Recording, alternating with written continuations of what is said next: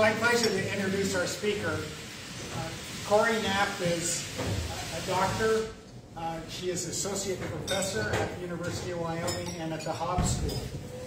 I've got to tell you that when John Burrows, who's here from the Wyoming Outdoor Council, and his assistant, JW, they are the ones who helped us contact Corey and make this all possible, so thanks to them.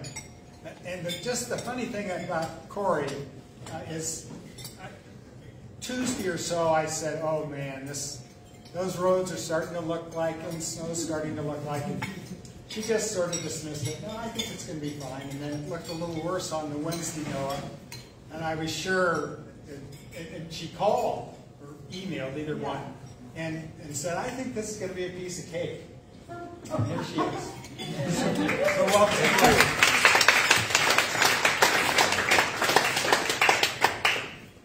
Thank you all so much for being here. And I have to say, I came to Wyoming in, 4 years ago, right during COVID, and I have not gotten out in the state nearly as much as I would like to get out in the state. Something about having all those COVID days to like write proposals and stuff, I got too much money and then I got too busy, and I just want to be out in the community, and here I am, stuck in my office. But I want to thank Mary and Hap and John for making the introduction. And I also want to thank Mary Keller, who's here, who's a fabulous colleague of mine that I'm just so pleased to be in her place. So thank you all for having me here.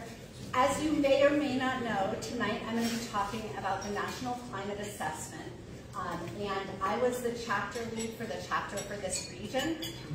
There is a series of webinars happening right now for every region, every chapter. I'll show you a list of the different chapters in the assessment. So if you're interested in other chapters, there will be an opportunity to kind of plug in where you're interested.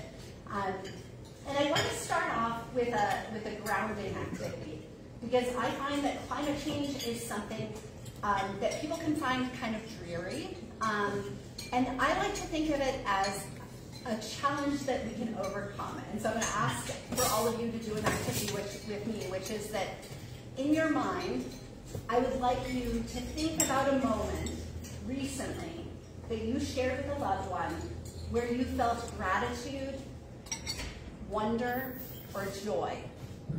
And I just want you to take a moment and like kind of get that moment in your head. What it feels like, what it looks like, what it smells like. And the reason that I like to do this is that we all know you live any amount of time in the world, and if you love people, you get hurt. You have challenges. You have heartbreak.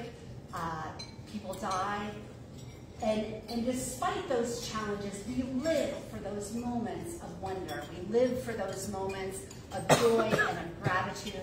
And I just want to put us all in that space before we begin, because I think that in some ways, the challenge that we face with climate change is much like the challenge that we face with loving anyone in our life. There is bound to be challenges along the way.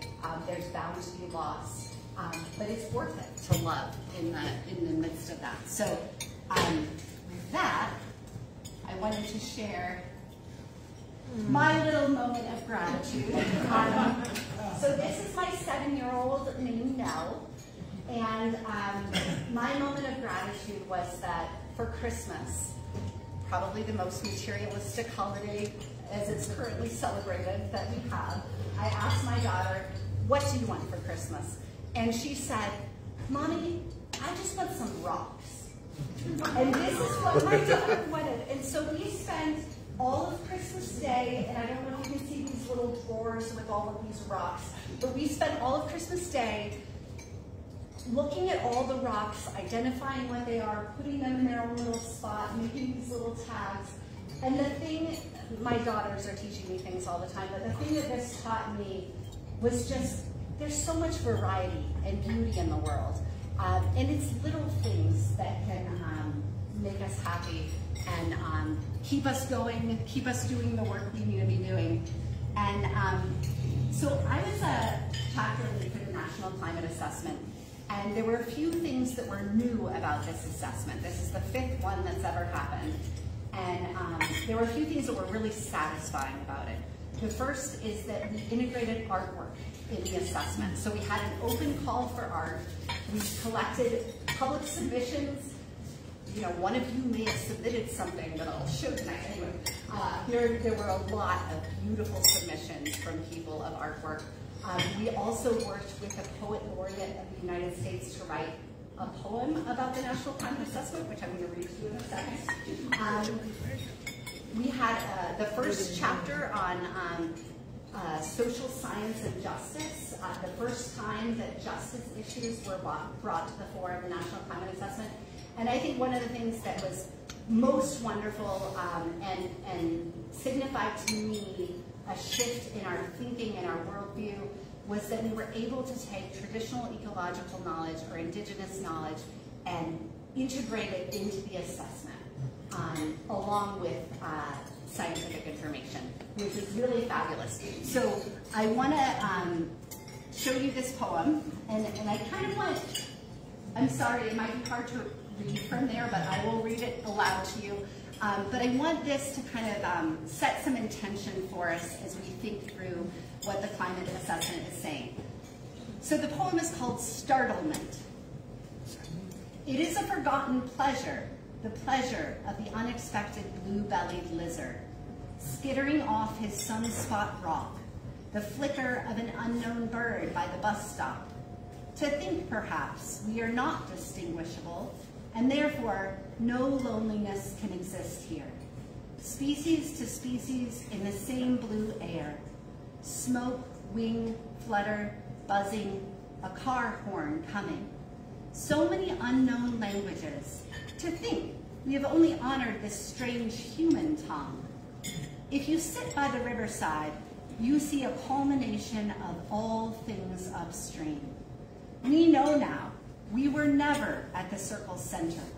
Instead, all around us, something is living or trying to live. The world says, what we are becoming together. The world says, what one type of dream has ended and another has just begun. The world says, once we were separate and now we must move in unison. So, I just loved this poem. This touched me so much, and I actually had a conversation with a poet. She did a reading at one of our meetings that we had, and I had a conversation with her, and I said, please don't write about the loss. Write about what lays in front of us. Write about what we have to look forward to. And I love this poem, and I think it really does give us a vision of what the changes that we're seeing in our world could mean for us. All right, so I'm going to get into the National Climate Assessment now, and I'm going to give you kind of the nitty-gritty of what it is, why it happens, what it does. The U.S. Global Change Research Program was established by Congress in 1990. And the reason it was established was to help the nation and the world to understand, assess, predict, and respond to human-induced and natural processes of global change. And you can see here 14 different agencies are part of this effort and endeavor, and it has been happening since 1990. And as part of that Global Change Research Act, they sort of mandated that a report happen. They say every 4 years. It doesn't happen every 4 years. It took us 2.5 years to write it. So it's like they close one and they start working on the next one. But they basically say that we have to integrate, evaluate, and interpret the science, the current state of the science, and the uncertainties of that science. So each national climate assessment is only looking at the 4 or 5 years that came between. So it's supposed to be the most relevant, the most up-to-date information that we have. They ask us not to repeat information. So if it was covered in the National Climate Assessment 4, we're not allowed to cover it in 5. The funny thing about this is that we had a very, very strict word count. And so oftentimes we did this like really severe edit, like, oh, they talked about this in 4, or they mentioned this in 3, so we're going to get rid of it. They also mandate that we talk about these various sectors, so natural environment, agriculture, energy production and use, land and water resources, transportation, human health and welfare, human social systems, and biological diversity. And they want us to look at trends in global change, both human and natural induced, for the next 25 to 100 years. So it kind of gives us a timeline that we're looking at. Like, that's what we're trying to assess. And here, going the wrong way, you can see all of the national climate assessments that have happened in the past. I was part of the 5th one. If you printed out the whole national climate assessment, all of its text, it would probably be about this much paper. It's 1,700 pages is the whole national climate assessment. My chapter was only 30, so I have a small part of that giant assessment. There were 500 authors, 250 technical contributors. Every single state in the union is represented, as well as Puerto Rico, Guam, the U.S. Virgin Islands, and Palau. So we have a good representation of scientists from across the region. And just because I thought folks might be interested, I wanted to show a slide of the table of contents, just so you can see kind of the wide scope, the range of topics of the National Climate Assessment covered. So I am responsible, I don't know if you'll, no, you can't see my little cursor, but the Northern Great Plains chapter is right there in the regions, and that's the region that you all are in. But there are physical science chapters, lots of national topics, so water, agriculture, coastal effects, tribes and indigenous people. In all of the regions, they're fairly large regions. They cover a wide breadth. Human response, so there's an adaptation and a mitigation chapter. And then the things that are in blue are new in this iteration. So there was never an economics chapter before, which is kind of crazy to me that they wouldn't be looking at the impact to our economy. There wasn't a social systems and justice chapter before. And then there are these cool boxes, these focus on boxes, integrate across the assessment. So like we had one on COVID, because COVID was a big issue, and there are implications of climate change on diseases such as COVID, and so we talked about that as one of them. And I wanted to tell you a little bit how the National Climate Assessment structures itself. Like, if you go to our website, you'll see these like fairly succinct messages that are there. And then if you want to read more, you can click into it and it'll tell you all the details. But they basically wanted us to write it so that we were focused on the risks that people and communities are excited and interested in. And so instead of focusing on just the science, we were always focused on impact. So it was always about the risks that people care about, the risks that people value. What they told us to do is they said, think about what keeps you up at night. So what are the things that keep you up at night? What are the things that people might be worried about? And for each of those statements, you have to have confidence and likelihood measures, which is both the validity of that statement and also the uncertainty, the probabilistic uncertainty of the statement. And so basically, as part of this process, we are getting all the science that's happened in the past 4 years, sorting through it, using expert judgment to come to these statements that then we back up with confidence and likelihood. And each one of those has what's called a traceable account. So if you're interested in how any of the decisions were made on any of the statements, you can go into that and get all of the literature and the support and say, well, why did you say this is medium instead of high? Or why did you say this is uncertain, and why did you say that that's certain? All that detail is included in the report.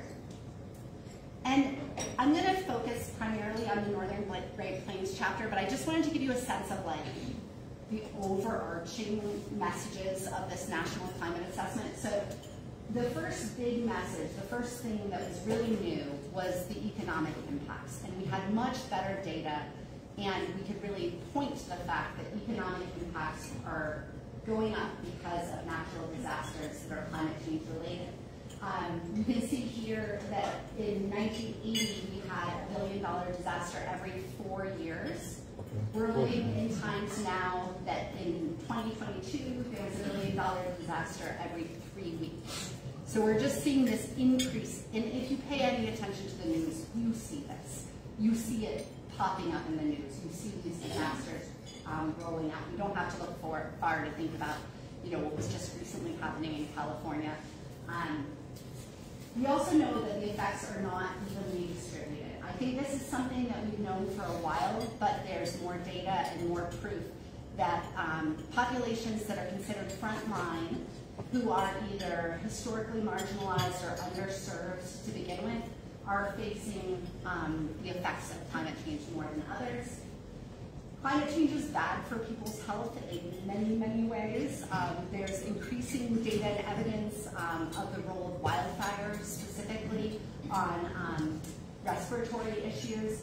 And we know what to do to combat it. So that is the really good news. We're seeing increased things like what's happening here tonight, but things like grassroots actions where people are taking action to respond to and adapt to climate change.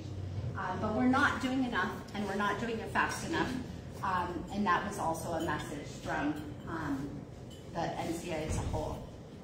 I'm going to flash this up. It's a lot of names, but I want to just draw your attention to this chapter that I worked on. I was the lead author, but there were 20 different authors working with me from basically every state in our region and some outside of the region, a lot of federal agency employees, lots of technical contributors, several tribal representatives, and then we also had a review editor. We went through 7 different phases of review for the National Climate Assessment, so that's why it took us 2.5 years.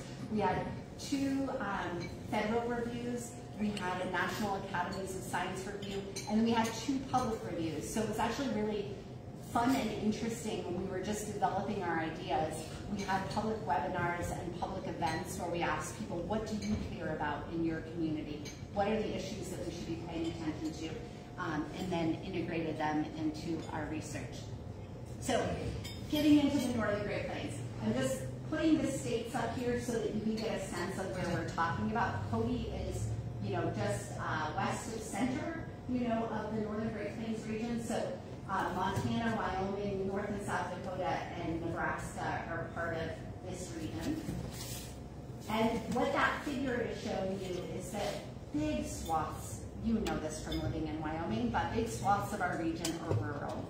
And we have high cultural diversity. We have many sovereign nations that are within the borders of this region.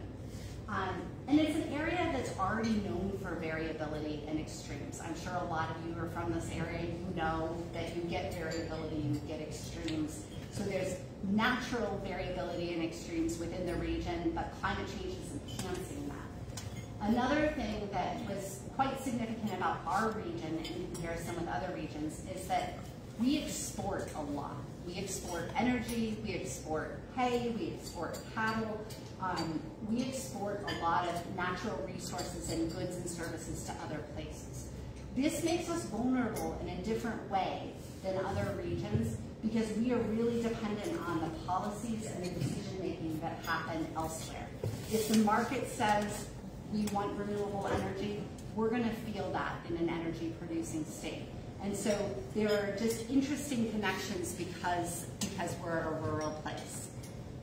So I'm going to get into the key messages. There's 5 of these, and we kind of start off with the most basic. How is climate change impacting this region? And you can read this, but basically our extremes are going to get more common. Severe droughts, increases in hail frequency and size, increased flooding. That's variable across the region, so I'll show you a picture that shows you where that will happen. Wildfire. We also know that across the region there's rising temperatures, but precipitation is more variable. And so precipitation around the region is a bit more heterogeneous. It's not like we're just getting less water. Some areas will get more water, some will get less water. And so temperature. The average temperature is on the far left. you can see what our average temperatures for the region are. And then you can see projections at 2 degrees and 4 degrees, and you can see that they really follow the normal patterns that we see now. So we're just getting hotter in the hotter places. The cooler places right now are staying a little bit cooler. Feel free to interrupt me too if you guys have questions or want to dialogue. Like, I'm happy to have it be more of a conversation. One of the big things that people are worried about is soil moisture, because if you have lower soil moisture, you're going to have more stress for both crops and natural vegetation. And so the top map is telling you where we are currently with soil moisture. And then the bottom ones are showing you projected changes under different scenarios. And the take-home message here is that soil moisture is not going to change the same way across the region.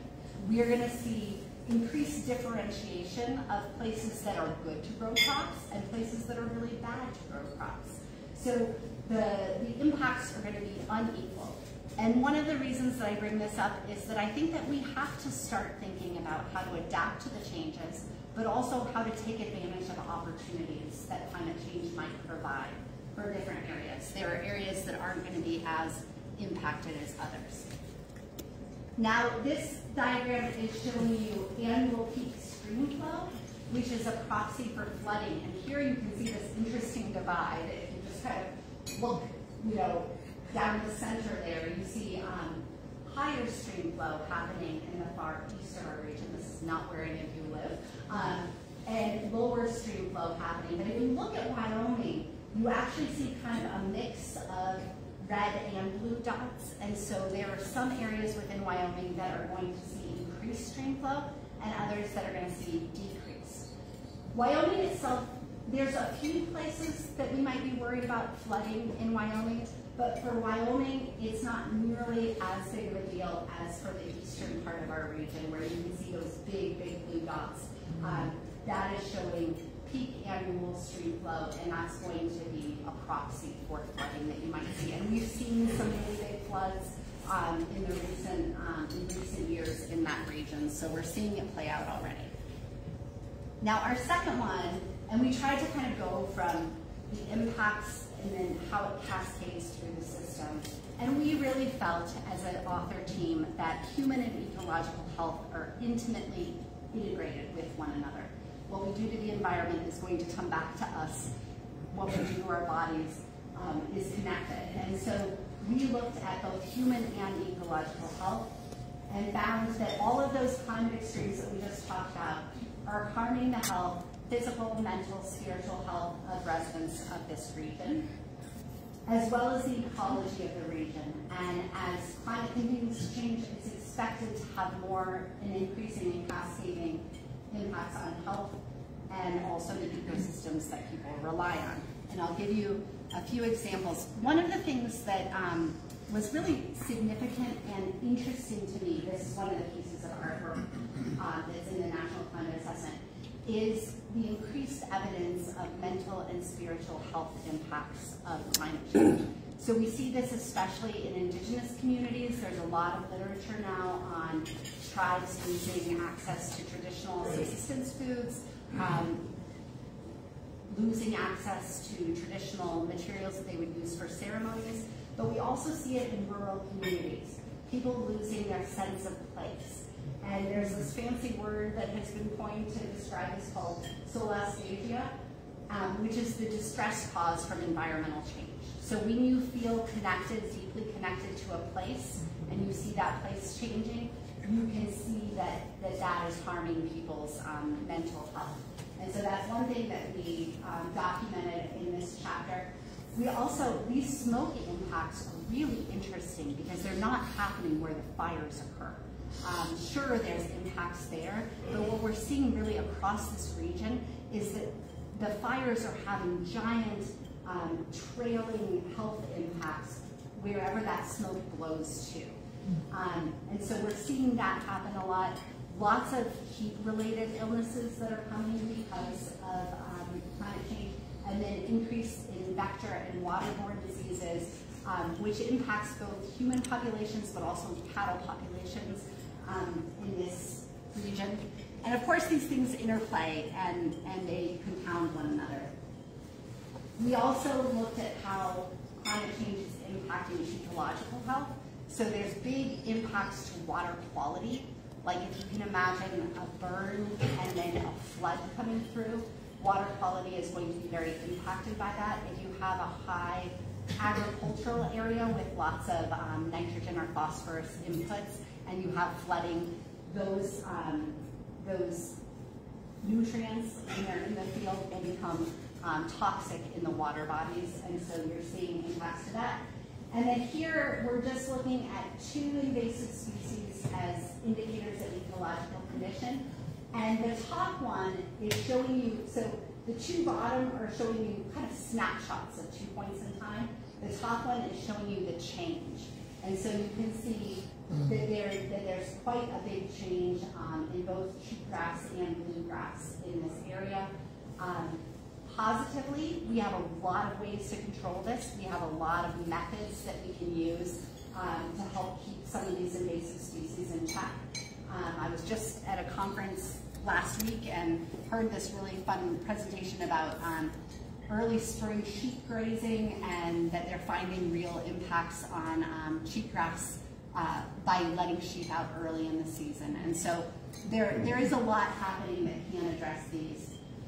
And then we went to like the resource and land-based livelihoods, because this region, many people in this region depend on our natural resources, whether it's through recreation and tourism or if it's through agriculture or energy extraction. We're a big natural resource area, and we found that agriculture and recreation will see some positive impacts. So when you think of our region, we're a fairly cold region. With climate change, there will be some positive impacts. However, primarily negative impacts related to changing temperature and precipitation. And I'll talk a little bit more about this with agriculture on the next slide. Energy sector livelihoods will be affected. We're seeing this already as emissions reductions policies drive shifts away from fossil fuel sources. It's having an impact on that economy. And then climate change is really expected to test the resilience of the region's resident, and especially rural, indigenous, and low-income immigrant communities. So I wanted to throw this up here just because it shows some of the heterogeneity of our region. Our region is not the same everywhere. There's a lot of differences. So I'll just talk you through this. The top left-hand one is agriculture and pasture is in the brown, and agriculture and cropland is in the green. So you can see this real differentiation where we have rangeland and we have cropland. And there's going to be different impacts for those. We also have public lands. So the one on the top right is showing you public lands. Top left, or bottom left, you're seeing locations of energy harvest, and we have active oil and gas wells, wind turbines, and coal mines. So you can see across our region, we have a lot of energy, whether it is from renewable energy or whether it's sort of traditional energy sources. And then in the lower right there, you can see social vulnerability to environmental hazards, and this is just a social vulnerability index that kind of shows the hot spots, or where there's more vulnerability in our region. And I wanted to talk a little bit about livestock, because I think there's often this debate about we're getting more carbon dioxide, this is good for plant growth. We're getting more warm, maybe this will actually be a positive for agriculture in this region. What we're seeing, in fact, is that there's some trade-offs. So the growing heat and the increased evapotranspiration are creating stress on plants. And so these aren't, I guess that there's trade-offs across the region. So one thing that we found is that the northernmost areas, especially Montana, are actually going to see some positives from climate change. They will be able to produce more crops. But southern states, especially Nebraska, are going to have a bigger hit. But there's really complex trade-offs in productivity, and there's much more science to inform that now. It's not a straightforward picture because it depends on how much moisture and precipitation you get now and how that will change in the future. But we do know that there will be winners and losers around agriculture in the region.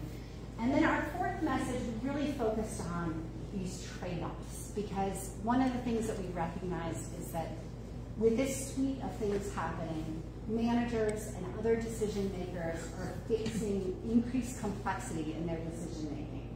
And so it's creating new and exacerbating existing tensions and trade-offs, especially between land use, water use, ecosystem services, and other considerations.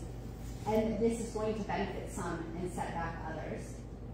Decision makers are really navigating this increased complexity. So it's becoming harder to make good choices because oftentimes people don't have all the information available to them. So changes in temperature and precipitation, extremes and different seasonality will alter the productivity of working lands. And we think that this may result in land use shifts to either alternative crops, crops that aren't being grown now, or conversion to grasslands, which I'll talk about next. And then shifts in energy demand, production, and policy will change land use needs for energy infrastructure. So we're seeing big shifts potentially in the type of energy infrastructure that's out on the landscape and what those impacts are for ecosystem services. So as just an example, you can think about development of wind turbines, which is good for renewable energy, but has impacts to migrating bird populations. And so there's sort of these increased trade-offs happening. And one example of this, I can go the right way, is land use conversion. And so in this region, there's been a lot of talk, especially in the more eastern part of this region, and taking cropland and converting it to native perennial grasslands. Part of the reason is native grasslands can sequester additional carbon, can help with plant, pollinator, wildlife, biodiversity. Of course, the trade-off is you're not producing those agricultural goods in that environment. And so these sorts of decisions that people make are going to be more challenging. And then our final message is really about the fact that change is happening. People are taking action in this region, and I have a few exciting examples of that. Especially in agricultural communities, we're seeing a lot of innovation in terms of soil sequestration, and I'll talk about that a bit more. New drought management tools, really interesting water use partnerships. So communities along a given irrigation ditch or along a given waterway, shifting the way that they're managing the water along that waterway to better share with one another. There are tribal nations in this region that are doing a great job in integrating traditional knowledge and governance into their adaptation plans. And I'll also show you an example of this tool called scenario planning that Mary's working on in our WYAC project.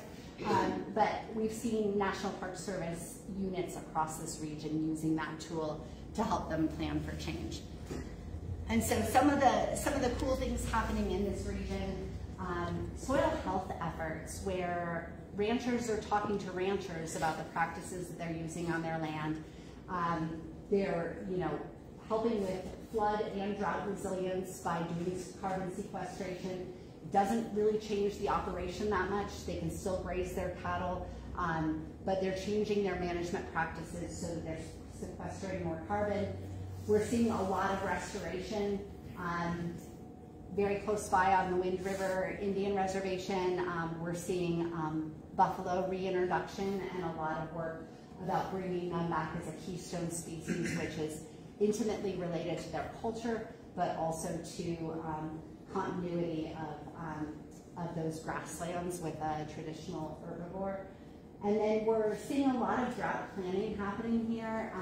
There's some really interesting endeavors where scientists and ranchers and land managers are working together to actually kind of use adaptive management, trying out different things, learning together, deciding what the best way forward is. So we're seeing a lot of cool partnerships and integration of traditional knowledge into adaptation plans. And this is a model of scenario planning from the Park Service. One of our co-authors was from the Park Service and has been involved in a lot of this. But basically what you're seeing on top is this is the spread of climate projections across the region. There's a pretty big spread. So what scenario planning does is it says, instead of planning for one future, it doesn't look like there's one future there, there's a lot of spread. So we choose 4 futures that we're going to think about, and then we think about how would we manage regardless of where it falls on that spectrum. And so you're managing for multiple futures, and you're thinking through what are the trade-offs that we're going to face in each of these different futures. And so it's been a tool that the National Park Service is using a lot more. I think there were at least 4 park units in this region that have used it, and it's becoming more common as a tool for planning for the future. And so very excited for the work that Mary's doing with us in WYAC for that. So that was a lot of information, and I just wanted to leave you with another moment of wonder and gratitude. My daughter just needing to lay down straight up with those legs. But yeah, it's kind of like, she started out here, then she went there, then I was like, I gotta get a picture of you, like laying down there like that. It's so sweet. I do this work because of future generations, and I do this work because I care about the world and the life that she will have in the future. And we don't know all the answers about what the future will hold, but I think it's really important to use the tools available so that we can start to plan for what we might be seeing in the future. And I'll leave you with this. If you want to go to the chapter, you can use this QR code on your smartphone to get there, or this is the web address if you want to go there too. And if you go to the web address, you'll see all the webinars. They're happening right now. Everything is posted online afterwards too. So that's all I have, and I'd love to chat with you all too. So. Thank you.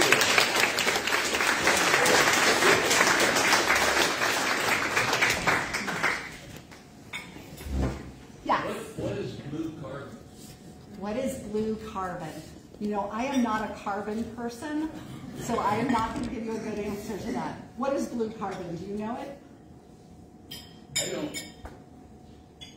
Yeah, blue carbon, I'm sorry, that's not. And I should have mentioned my areas of expertise. So I'm a social scientist, so I look at social and ecological systems, but there's a lot of things that I don't know about. Do you have an answer for blue carbon? No. Okay, all right. Definitely something up. Yeah. We can look it up. Someone will get an answer for you. And I'm going to tell you that when I did the MIT thing, blue carbon was on there, and I looked it up so I would know, and I've already forgotten. But I'm going to look it up. Is it carbon dioxide that's coming from the oceans? Or maybe it's sequestered in oceans, maybe. I don't. Well, while Mary looks that up, are there other questions? Yeah. Yes. How do you know that native grasses won't be adversely affected by climate change? I don't think that that's the message. I think that some native grasses will be adversely affected by climate change. We're seeing in this region, from the soil moisture diagram that we had, I'll put that up again, yeah. So from this soil moisture diagram, and this is just one factor, this is just soil moisture, but if you look at soil moisture, you're going to see a lot of anything that is not gray is an impact to soil moisture. So you are going to see changes and shifts to native perennial grasses.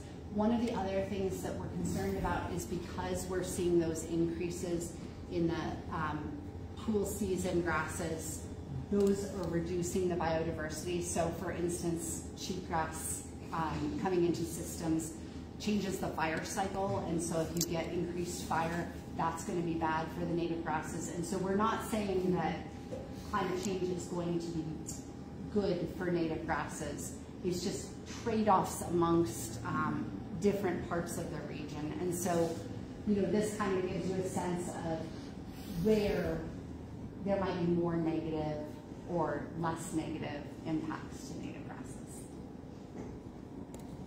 Yeah. Who uses this document, and how do you get it in the hands of the people that need it?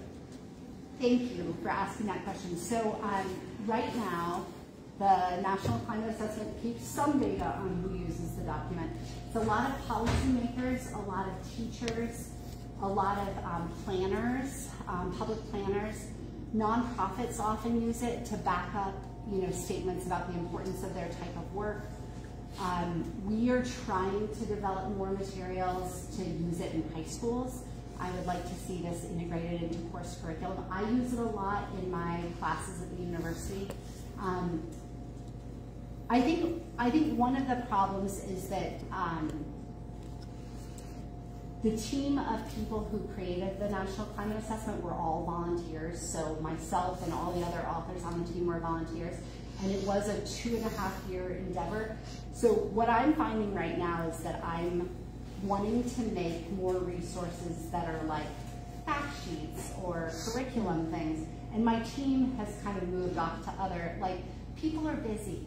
And so I think it's hard to work on something for this long, and then we need more to happen. So I am working with colleagues at the North Central Climate Adaptation Science Centers, and we are making some fact sheets for the public that kind of summarize in a much more compact way the findings of it.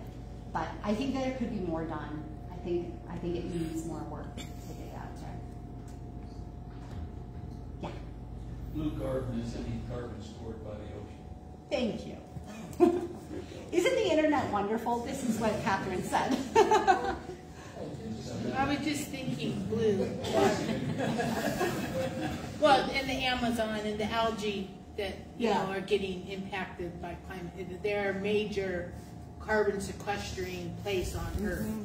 Yeah, and it's part of the challenging feedbacks that we're seeing from climate change is that, as it changes, then these cycles of how carbon moves through change as well. I'm wondering if there's any evidence that the politicians are internalizing any of this data. I think that it probably depends. The college professor's favorite answer, depends. I mean, I think that some policymakers are paying a lot of attention to it, and others are probably not paying attention to it. We had some years, you might notice from the spread between national climate assessments where there was less support for doing this kind of work, even though it is mandated. So. How is it trending? Are more people getting involved, or people getting, disillusioned with it, or?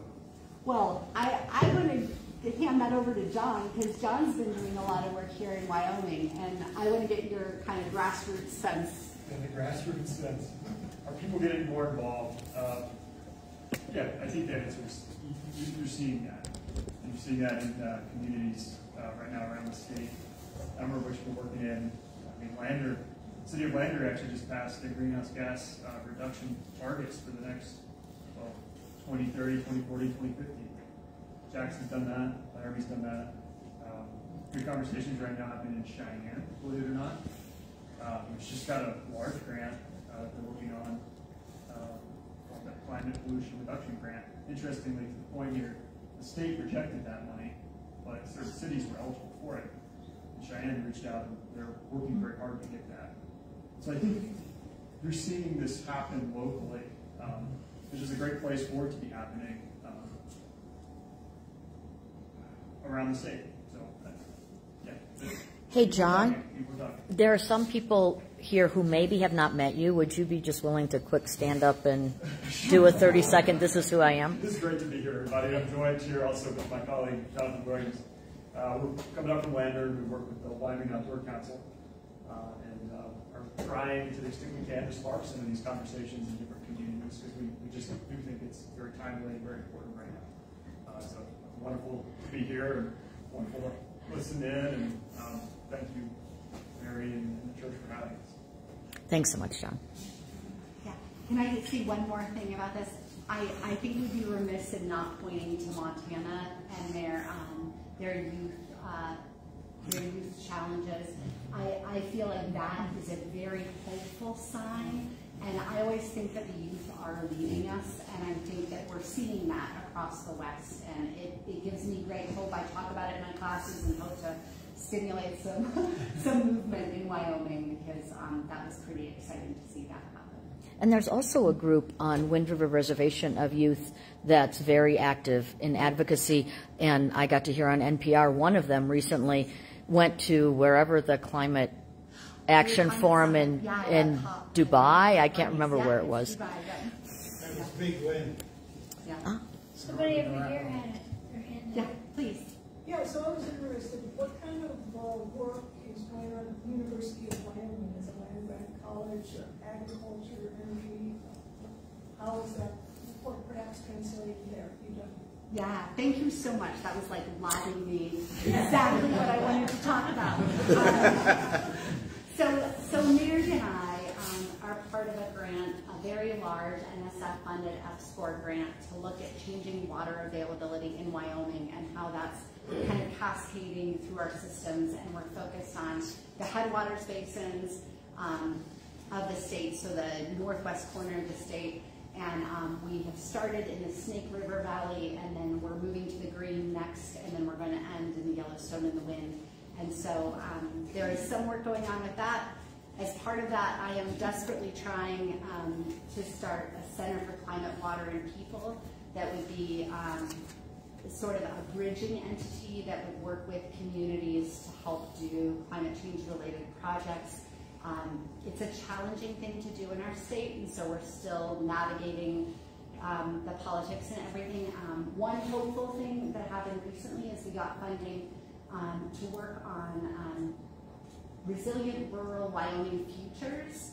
And so we're looking at that broadly. Climate change is one of the drivers of change, but there's economic drivers, there's in-migration drivers, there's out-migration drivers. So we do have funding to start working on that. And there is a small and growing cohort of faculty at the University of Wyoming that is doing climate change related work. So I think it's expanding.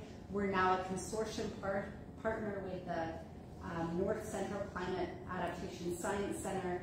We also are an affiliate with the Climate Adaptation Program that's NOAA funded, National Oceanic and Atmospheric funded grant source. So there's increased work in the area. I'm just curious, I have two curiosities. Compared to a non-agricultural regions concluding statements, there was nothing said about transportation. Yeah, isn't that interesting? Yeah, we, so I think our word count was like 7,000 or something. It was, anyway, it was very low for the entire chapter, and there were a lot of topics that we explored and then couldn't do more on. Also, this region is a really hard area for transportation-related solutions, just because we are so dispersed and so rural. But I think that this is something that probably will come up in future iterations as there's more work done to kind of deal with transportation challenges. I see Buzzy had a question. So Congress mandates this study but doesn't do anything with it. I mean, you don't recommend laws or they don't look this is the other thing. We cannot be policy prescriptive. And so the whole thing, we were told, you cannot tell anyone what to do. You can present the evidence, you can suggest what this suggests, but because we're federally funded, we cannot be prescriptive about what we, and this was very, very challenging for many of the authors on the team. It was really challenging, because it feels, but the nice thing is you finish writing it and then you can advocate for whatever solutions you think need to happen. But as part of this, we could not. Are there, go ahead. I noticed how many times the word adapt and adaptation is in the communication. Do you think that among sustainability scientists in general, the focus is now primarily on adaptation? Is that where the grants are being made and the projects that are getting funded are more in adaptation? I'm sorry, I can't hear you. Okay. I asked if climate scientists and people working in sustainability have now shifted their focus more to adaptation than to slowing mitigation and eventually reversing climate change. Yeah, that's a really thoughtful question, and kind of gets at one of the big challenges that we faced in our chapter. There's not a lot of work happening in mitigation in our region. So we looked extensively and broadly and tried to pull in studies from the area that were about mitigation. So I think that what you're seeing is more because of the region that we're in than necessarily that that's where attention is being put instead of mitigation. There were a lot of really informed chapters with a lot of mitigation work in them, but we just weren't doing that because, well, one, we are a very rural region, and population-wise, we have a lot of emissions from energy in our region, but we don't have a lot of emissions from population. And so if you look at the chapters for like the Northeast, there's a lot of stuff happening there with mitigation. So it's the region, but I think it's also just sort of where we are in this region about what we're doing. We're doing more adaptation than mitigation. Right. Jeff, you had a Except question? for the cool things that John is helping to get going. Jeff? I was just curious, in your work, do you find like differences between the receptivity of different government agencies like USDA, like the agricultural sector versus the forest service sector versus natural resource conservation district? Yeah. Or is it just more geographic differences? I have to say that in the feedback, so we went through 2 rounds of agency review. I didn't have to look at what agency a comment was coming from often. So there is a different, but it makes sense. It's a different sectoral interest. It's a different set of knowledge and expertise that comes into those comments. So I think we definitely saw differences in the comments we received from various agencies. I would say there's also a different internal culture in various agencies about how ready to move on climate change they are, and others how they are not ready to move on climate change. But you know, it was a very interesting process, and I do wonder, you know, through the time that the National Climate Assessment has happened, how those reviews have been different over the years. Because we actually had to address every single comment from a federal agency, and we could dispute comments, but we couldn't not address them. We had to, and there was some back and forth. So sometimes there was pushback. Like there was a lot of pushback in our area about the fact that we didn't include some of the emerging technologies about sequestration of carbon. There was a lot of pushback about why aren't you showing, there's just not the data available. A lot of those things are so new that there's not the science behind it to say, yes, these absolutely are an amazing solution that we should do or not. And so it's one of those things that I think will come up in future years. But. Thank you. If I'm was hearing you right, you said that there are potential economic benefits and deficits due to climate change. Yes. Okay. How in depth did the study go to those?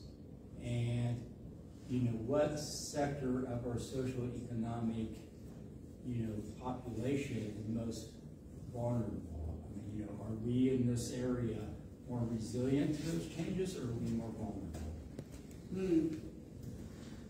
I don't know if there have been enough studies in this region specifically to like clearly answer that question.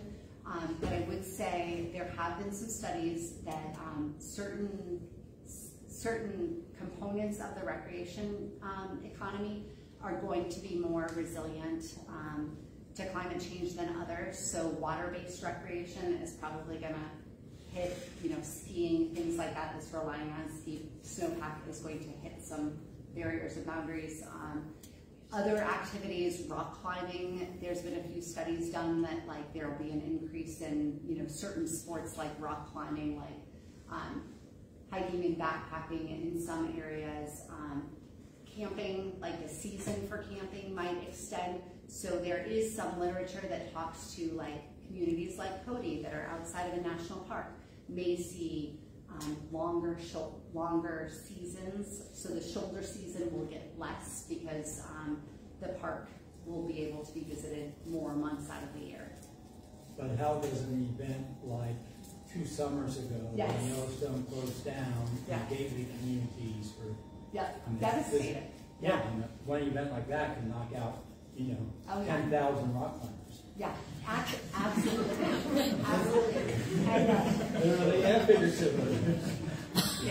yeah. I mean, I think that on the whole, the impacts are going to be definitely more negative than positive. Okay. Interestingly, this was one of the sort of agency requests that each region, each sector look into opportunities. And so we did look into opportunities because it was requested of us. And there are some opportunities for our region, but I think the interesting thing, like, is a soundbite. It doesn't make sense to say, there's a ton of opportunities with climate change. That's not a great soundbite. Don't edit that one. Don't quote that. Yeah, I know. Maybe we'll have to edit that one out. That's not the message that this is saying. This is saying that there are going to be trade-offs, and across the region there will be winners and losers. And sadly, those winners and losers, according to what we've seen with impacts thus far, the folks that are currently having more problems are probably going to have more problems, and people that have more financial buffers and ability to protect themselves from risks. For example, the difference between a homeowner who has home insurance and a renter who has no insurance. It's going to have pluses and negatives for different populations. Yeah. Does the way this is set up geographically, so like the Northern Great Plains, does it lend itself or allow you to look across geographic, from chapter to chapter, let's say? Yes. So, for instance, if you look at the story for the Northern Great Plains, it's not real rosy. There's going to be more instability with flashiness of streams and flooding, and yet it's going to get hotter. Yeah. That varies a bit, but that's the general story that I get from it and what I've been seeing. But as a sociologist, I think it would be really interesting to ask the question, and I'm sure you have, what's happening here compared to, say, farther south? Mm-hmm. And if it's more severe in the south, what's the population impact? Yeah. And what's that going to do to services?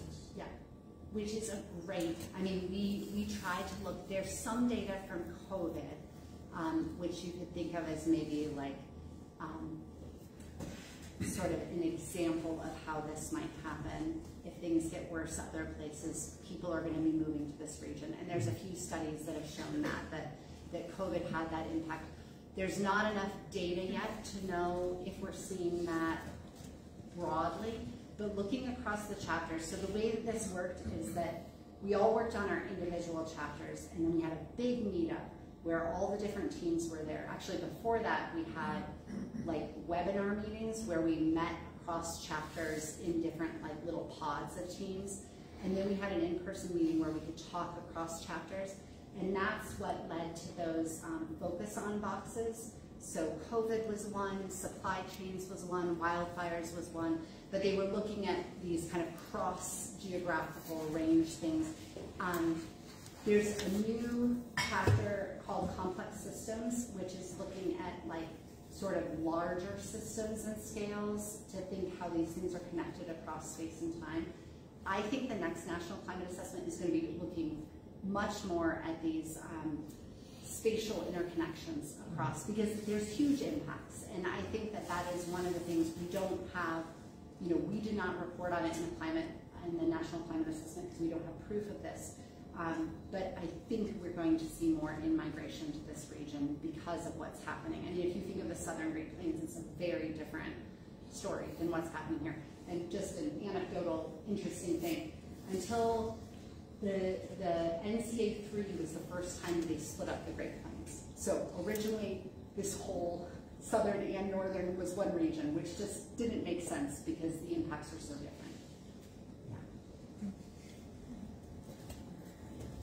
Anything else for the good of the order? All right, well, thank you very much. Thank you.